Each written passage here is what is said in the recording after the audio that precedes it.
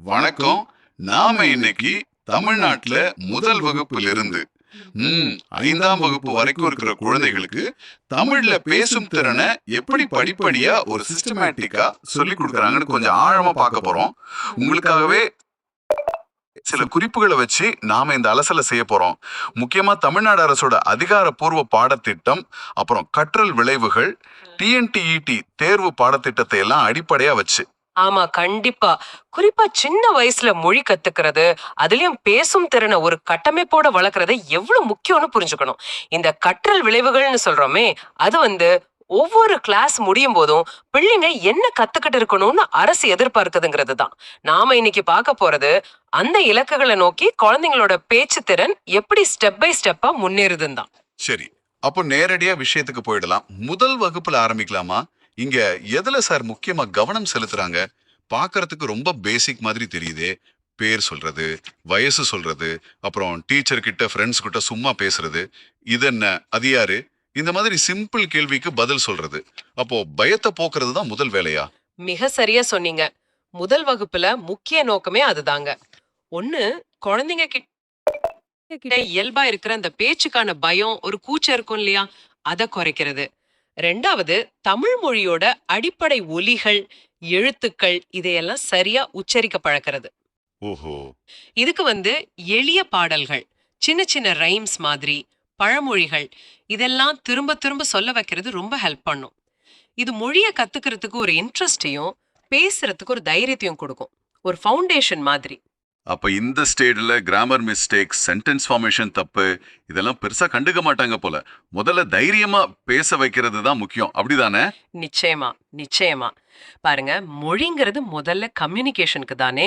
அந்த கம்யூனிகேஷனுக்கே தயக்கம் இருந்தா அப்புறம் எப்படி மத்த திறன்களை வளர்க்க முடியும்? அதனால ஆரம்பத்துல தயக்கத்தை உடைக்கிறதுல தான் முழு கவனமும். உச்சரிப்புல கூட பெரிய தப்பெல்லாம் அப்படிக்கு திருத்தாம முதல்ல வாயை திறந்து பேசணும், அதுதான் முக்கியம். சரி, இந்த ஆரம்ப தயக்கம் உடைஞ்ச பிறகு அந்த பேச்சு எப்படி கொஞ்சம் அர்த்தம் உள்ளதா வாக்கியங்களா மாத்துறது, அதுதான் 2ஆம் வகுப்புல நடக்குதா? ஆமா, 2ஆம் வகுப்புல சொற்களை இணைச்சு சின்ன சின்ன சிம்பிளான வாக்கியங்களா பேசுற திறனை கொண்டு வர்றாங்க. முதல் வகுப்புல கிடைச்ச அந்த கான்ஃபிடன்ஸ், கொஞ்சம் தெரிஞ்ச வார்த்தைகள், இத வச்சு அடுத்த ஸ்டெப்புக்கு போறாங்க. உதாரணமா, தனித்தனி வார்த்தையா இல்லாம நான் காலையில எழுந்தேன், இல்ல நான் ஸ்கூலுக்கு போறேன், இந்த மாதிரி டெய்லி விஷயங்களை பத்தி சின்ன வாக்கியமா சொல்றது. இல்ல ஒரு பொம்மையை காட்டி இது ஒரு பந்து அப்படின்னு முழு வாக்கியமா சொல்றது. அதேதான். அது மட்டும் இல்லாம 2 பேர் சேர்ந்து சின்னதா கான்வர்சேஷன் பண்றதுக்கும் இங்க ஆரம்பிக்கிறாங்க. ரொம்ப சிம்பிளான உரையாடல்கள். ஒரு படத்தை கொடுத்து அதை பத்தி சில வாக்கியங்கள் சொல்லுங்கன்னு கேக்குறது. இது அவங்க கொஞ்சம் யோசிச்சு பேசுறதுக்கு என்கரேஜ் பண்ணும். இதுல ஒரு விஷயம் படிச்சேன். பெயர்ச்சொல் வினைச்சொல் இணைப்ப சரியா பயன்படுத்த கத்துக்கிறதையும் குறிப்பிட்டிருக்காங்க. இது கொஞ்சம் கிராமர் மாதிரி இருக்கு. செகண்ட் ஸ்டாண்டர்ட்லயே இது தேவையா? அது ரொம்ப இம்பார்ட்டன்ட் ஸ்டெப் அது. அதாவது 2ஆம் வகுப்புல இந்த பெயர்ச்சொல் வினைச்சொல் கனெக்ஷனை கத்து கொடுக்கறது ரொம்ப முக்கியம். ஏன்னா அந்த வயசுல தான் வாக்கியத்தோட அந்த பேசிக் ஸ்ட்ரக்சரை உங்களால புரிஞ்சுக்க முடியும். ஒரு சென்டென்ஸ் எப்படி ஃபார்ம் ஆகுது, அதுல எது நவுன் எது வேர்ப். பூனை பால் குடிக்குது, இதுல பூனை பெயர், குடிக்கிறது செயல். இப்படி அவங்க புரிஞ்சுக்க ஆரம்பிச்சா அது அவங்க தெளிவா பேசுறதுக்கு ரொம்ப உதவும். மொழியோட அந்த அமைப்புக்குள்ள அவங்க என்டர் ஆகிறதுக்கான முதல் வாசல் மாதிரி இது. சரி சரி, அப்போ வாக்கிய அமைப்புக்கான ஃபவுண்டேஷன் இங்கே போடப்படுது. இதுக்கு பிறகு 3ஆம் வகுப்பு, அங்க என்ன நடக்குது? திறன்கள் இன்னும் கொஞ்சம் டீப் ஆகுதுன்னு சொன்னீங்களே. ஆமா, 3ஆம் வகுப்புல கான்வர்சேஷன் அப்புறம் டிஸ்கிரிப்ஷன் ஸ்கில்ஸ் மேல கவனம் செலுத்துறாங்க.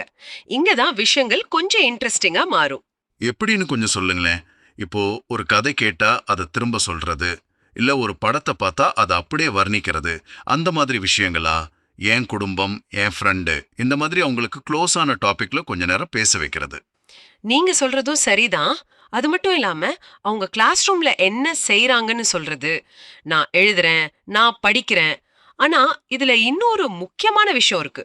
இங்க வெறும் இன்ஃபர்மேஷனை ஷேர் பண்றதை தாண்டி எப்படி பேசணுங்கிற சில சோஷியல் ரூல்ஸும் உள்ள வருது. ஓ, அப்படியா? அதாவது மரியாதையான வார்த்தைகள் யூஸ் பண்றது, ப்ளீஸ் தேங்க்ஸ் மாதிரி, நம்ம தமிழ்ல தயவு செய்து நன்றி, இதெல்லாம். கரெக்ட். அது மட்டும் இல்ல, பேசும்போது தெளிவான உச்சரிப்பு, தேவைப்படுற இடத்துல நிறுத்தி பேசுறது, ஒரு பாஸ் விட்டு பேசுறது, அடுத்தவங்க பேசும்போது கவனிக்கிறது, இதெல்லாம் கூட முக்கியத்துவம் பெறுது. இது சொசைட்டில எப்படி பழகணுங்கிறதுக்கான ஒரு பேசிக் ட்ரெய்னிங் மாதிரி. சொல்லப்போனா அவங்களுடைய விருப்பங்கள், கருத்துக்கள சின்ன வாக்கியங்கள்ல தெளிவா சொல்ல பழகுறாங்க. எனக்கு விளையாட பிடிக்கும், இந்த படம் நல்லா இருக்கு, இந்த மாதிரி. இது அவங்களுடைய தாட்ஸ எக்ஸ்பிரஸ் பண்றதுக்கான ஒரு முக்கியமான ஸ்டெப். அப்போ 3ஆம் வகுப்புல வெறும் வார்த்தைகளை கத்துக்கிறதோட இல்லாம ஒரு பொருளை பார்த்து அதோட குவாலிட்டிஸ் அது என்ன செய்யுதுன்னு வர்ணிக்கும் போது அவங்களோட திங்கிங் கெப்பாசிட்டி நெக்ஸ்ட் லெவலுக்கு போகுது. இது ஒரு மாதிரி ஆப்ஸ்ட்ராக்ட் திங்கிங்கோட ஆரம்பம்னு சொல்லலாமா? அருமையான பாயிண்ட் சொன்னீங்க. நிச்சயமா. வெறும் இது பூனை அப்படின்னு சொல்றதுக்கும், இந்த பூனை பாருங்க சாம்பல் நிறத்துல இருக்கு, அது மெதுவா நடந்து போகுது, பால் குடிக்குதுன்னு சொல்றதுக்கும் நடுவுல ஒரு பெரிய அறிவாற்றல் வளர்ச்சி இருக்கு. அததான் 3rd ஸ்டாண்டர்ட் தூண்டுது. சரி, இந்த திறன்கள் மேல பில்ட் பண்ணி 4th ஸ்டாண்டர்ட்ல என்ன கொண்டு வராங்க? இங்க இன்னும் என்ன புதுசா இருக்கு? 4ஆம் வகுப்புல கருத்துரைத்தல், விவரித்தல் திறன்கள் இன்னும் கொஞ்சம் பாலிஷ் ஆகுது. முக்கியமா சொற்களஞ்சியம், அதாவது வொக்காபுலரி, அவங்களுக்கு தெரிஞ்ச வார்த்தைகளோட எண்ணிக்கை இன்னும் அதிகரிக்கப்படுது. கதை சொல்ற திறன் அது இங்க ஒரு முக்கிய இடத்தை பிடிக்குது போல. அதுவும் சும்மா ஏனோதானோன்னு இல்லாம ஒரு கதைனா அதுக்கு ஒரு பிகினிங், மிடில், எண்டுன்னு ஒரு ஆர்டரோட ஒரு கோர்வையா சொல்ல கத்துக்கிறாங்க. இது யோசிச்சு பார்த்தா பிற்காலத்துல எதையுமே ஒரு லாஜிக்கலா விளங்குறதுக்கு ரொம்ப ஹெல்ப்ஃபுல்லா இருக்குமே. விஷயத்த தர்க்க ரீதியா, அதாவது லாஜிக்கலா கட்டமைச்சு சொல்ற திறனை இது வளர்க்குது. அது போக டெக்ஸ்ட் புக்ல இருக்கிற டாபிக்ஸ் பத்தி, பூமி, மரம், மழை, இதையெல்லாம் பத்தி சில நிமிஷம் எக்ஸ்பிளைன் பண்ணி பேச வைக்கிறாங்க. இது இல்லாம அவங்களுடைய பர்சனல் எக்ஸ்பீரியன்ஸை ஷேர் பண்றதுக்கும் வாய்ப்பு இருக்கு இல்லையா? லீவ்ல எங்க போனாங்க, என்ன செஞ்சாங்க, பார்த்த ஃபெஸ்டிவல்ஸ், ஸ்போர்ட்ஸ் டே பத்தி பேசுறது. ஆமா, இது மனப்பாடம் பண்ணி பேசுற மாதிரி இல்லாம ரொம்ப நேச்சுரலா மொழியை பயன்படுத்த வைக்கும் தோணுது. முற்றிலும் உண்மை. அனுபவ பகிர்வுங்கிறது அவங்களுடைய ஃபீலிங்ஸையும் சேர்த்து வெளிப்படுத்துறதால மொழி ரொம்ப இயல்பா, லைவா வெளிப்படும். இன்னொரு முக்கியமான விஷயம், 4th ஸ்டாண்டர்ட்ல சின்ன சின்ன குரூப்ஸா பிரிச்சு ஒரு டாபிக்க பத்தி பேச வைக்கிறது. குரூப் டிஸ்கஷன் மாதிரி. இது நல்ல முயற்சி. ஆனா இதுல ஒரு சின்ன சந்தேகம். எல்லா குழந்தைகளும் இதுல இயல்பா கலந்துக்குவாங்களா? கொஞ்சம் ஷையா இருக்கிற குழந்தைங்களை எப்படி இதுல இன்வால்வ் பண்ணுவாங்க? அதுல சில சேலஞ்சஸ் இருக்குமே. நல்ல கேள்வி. நிச்சயமா சவால்கள் இருக்கு. அதனாலதான் டீச்சரோட ரோல் இங்க ரொம்ப முக்கியம். எல்லாரையும் பேச என்கரேஜ் பண்றது, ஒருத்தர் பேசும்போது மத்தவங்கள கவனிக்க வைக்கிறது, சில சமயம் வேற வேற கருத்துக்கள் வரும்போது அதை ஏத்துக்க பழக்கிறதுன்னு. இதுல பல விஷயங்கள் இருக்கு. இது வெறும் பேச்சு பயிற்சி இல்ல, இது ஒரு சோஷியல் ஸ்கில்லும் கூட. ஆக 4ஆம் வகுப்போட நோக்கம் வொக்காபுலரி அதிகப்படுத்தி எக்ஸ்பிளைன் பண்ற, டிஸ்கிரைப் பண்ண திறன்களை அடுத்த லெவலுக்கு கொண்டு போறதுதான். சரி, இப்போ ஃபைனலா 5ஆம் வகுப்பு, பிரைமரி ஸ்கூலோட கடைசி வருஷம். இங்க ஸ்பீக்கிங் ஸ்கில் எந்த அளவுக்கு டெவலப் ஆயிருக்குன்னு எதிர்பார்க்கலாம்? 5ஆம் வகுப்புல ஸ்கில்ஸ் இன்னும் ஹையர் லெவலுக்கு போகுது. பப்ளிக் ஸ்பீக்கிங், டிபேட் மாதிரி திறன்களுக்கு இங்க முக்கியத்துவம் கொடுக்கறாங்க. ஓ, அப்படியா? அதாவது ஒரு விஷயத்தை பத்தி அவங்களுடைய ஓன் ஒப்பீனியனை சொல்றது. உதாரணத்துக்கு பாடம் கவனிக்கிறது ஏன் முக்கியம்னு கேட்டா அவங்க பாயிண்ட் ஆஃப் வியூல பதில் சொல்றது. ஸ்கூல் அசெம்பிளிலயோ வேற ஃபங்க்ஷன்லயோ சின்னதா ஒரு ஸ்பீச் கொடுக்கறது. இந்த மாதிரி விஷயங்களா? ஆம். அது மட்டும் இல்லாம ஒரு ஸ்டோரியையோ போயத்தையோ படிச்ச பிறகு அதோட சென்ட்ரல் ஐடியா என்ன, அது என்ன மெசேஜ் சொல்ல வருதுன்னு தெளிவா விளக்கமா பேசுற திறன் வளர்க்கப்படுது. இது லெசனை எவ்வளவு ஆழமா புரிஞ்சிருக்காங்கன்னு காட்டுறதோட இல்லாம அது அவங்க ஓன் வேர்ட்ஸ்ல சொல்றதுக்கு ஹெல்ப் பண்ணுது. இங்க கம்பேரிசன் செய்யறது கூட வருதுன்னா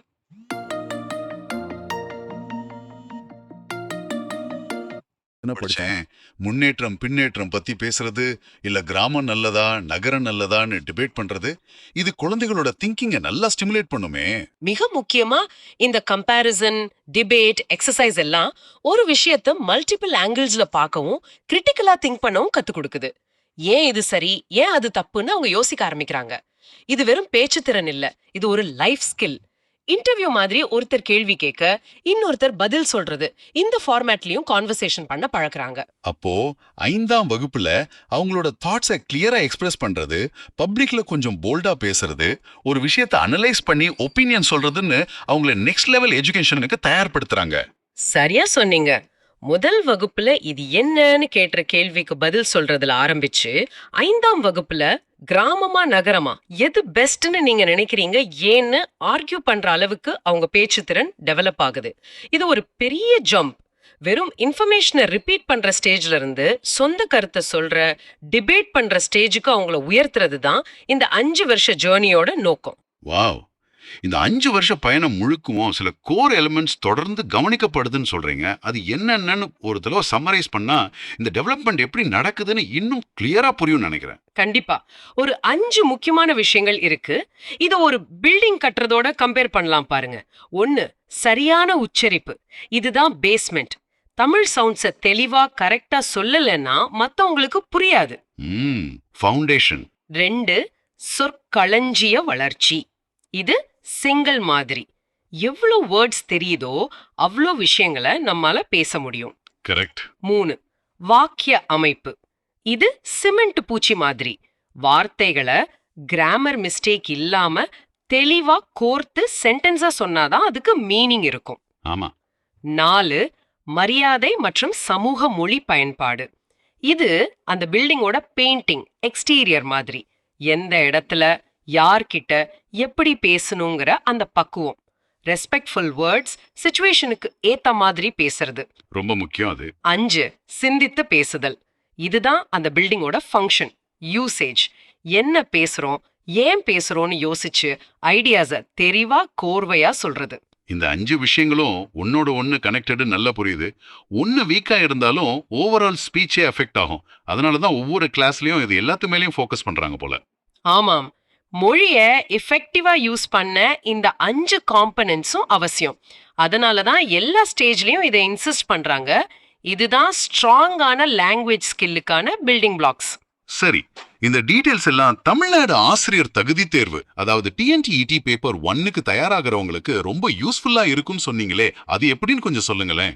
ஆமா, TNTET பேப்பர் 1ல தமிழ் மொழி பகுதி லாங்குவேஜ் 1 இருக்கு இல்லையா, அதுல பேசும் திறன் சம்பந்தமான கேள்விகள் பெரும்பாலும் இந்த 5 கூறுகளை பேஸ் பண்ணி தான் இருக்கும். உதாரணமா, ஸ்டூடெண்ட்ஸ் கிட்ட ஓரல் ஸ்கில்லை எப்படி டெவலப் பண்ணலாம், அவங்க பேசும்போது செய்யற மிஸ்டேக்ஸ் எப்படி கரெக்ட் பண்ணலாம், இதுக்காக டீச்சர்ஸ் கிளாஸ் ரூம்ல என்னென்ன activities, role play, story telling, picture reading கொடுக்கலான்னு கேள்விகள் வரலாம். ஓ, அப்போ ஸ்டூடெண்ட்ஸோட ப்ரொனன்சியேஷன், அவங்க யூஸ் பண்ற வொக்காபுலரி, இதையெல்லாம் எப்படி அசஸ் பண்றதுன்னு கேள்விகள் கேட்க வாய்ப்பு இருக்கா? வெறும் எக்ஸாம் மார்க் வச்சு இதை மெஷர் பண்ண முடியுமா, இல்ல வேற ஏதாவது மெத்தட்ஸ் தேவையா? ஒரு குழந்தையோட உச்சரிப்பு இம்ப்ரூவ் ஆயிருக்கிறதையோ, பேசுறதுல இருந்த ஷைனஸ் குறைஞ்சிருக்கிறதையோ எப்படி மார்க்கா கன்வெர்ட் பண்ண முடியும்? இது டீச்சர்ஸ், எஜுகேஷனிஸ்ட் எல்லாரும் யோசிக்க வேண்டிய ஒரு பெரிய விஷயம். நிச்சயமா இந்த கட்டமைப்பை ஒவ்வொரு குழந்தைக்கும் ஏத்த மாதிரி, அவங்களுடைய தனிப்பட்ட வேகத்துக்கு ஏத்த மாதிரி கிளாஸ் ரூம்ல இம்ப்ளிமெண்ட் பண்றதுல தான் டீச்சரோட உண்மையான டேலண்ட் இருக்கு. ஆக நாம இன்னைக்கு பார்த்த இந்த அலசல்ல தமிழ் பேசும் திறனை முதல் வகுப்புல ரொம்ப சிம்பிளா ஆரம்பிச்சு 5ஆம் வகுப்புல ஒப்பீனியன் சொல்லி டிபேட் பண்ற அளவுக்கு ஒரு படிப்படியான, அதே சமயம் நல்ல பிளான் பண்ண வழியில எப்படி வளர்க்குறாங்கன்னு தெளிவா புரிஞ்சுக்கிட்டோம். ஒவ்வொரு ஸ்டேஜும் அடுத்த ஸ்டேஜுக்கு எப்படி அழகா ஃபவுண்டேஷன் போடுதுங்கிறத பார்க்கவே இன்ட்ரெஸ்டிங்கா இருக்கு. ஆமா, இந்த சிஸ்டமேட்டிக் கரிக்குலம் குழந்தைங்களோட மொழி வளர்ச்சிக்கு ஒரு சாலிட் பேஸ் கொடுக்குது. அது ரொம்ப முக்கியம். ஆனா கடைசியா ஒரு சிந்தனை உங்களுக்காக. ஸ்கூல்ல இப்படி ஃபார்மலா கத்து கொடுக்கறதோட நம்ம டெய்லி லைஃப்ல, வீட்லயோ வெளியிலயோ குழந்தைங்களோட பேசும்போது அவங்களுடைய இந்த பேச்சு திறனை இன்னும் எப்படி இம்ப்ரூவ் பண்ணலாம்? ஸ்கூல் சிலபஸ்க்கு சப்போர்ட்டிவா வீட்ல நாம என்னென்ன சின்ன சின்ன விஷயங்கள் செய்யலாம்? ஒருவேளை நம்ம இன்னும் அதிகமா அவங்க சொல்றத காது கொடுத்து கேட்கலாமா, இல்ல அவங்க கிட்ட நிறைய கேள்விகள் கேட்டு அவங்கள பேச வைக்கலாமா? இத பத்தி நீங்க கொஞ்சம் யோசிச்சு பாருங்க. உங்க சொந்த அனுபவங்களோட இதை ஒப்பிட்டு பார்க்கலாம்.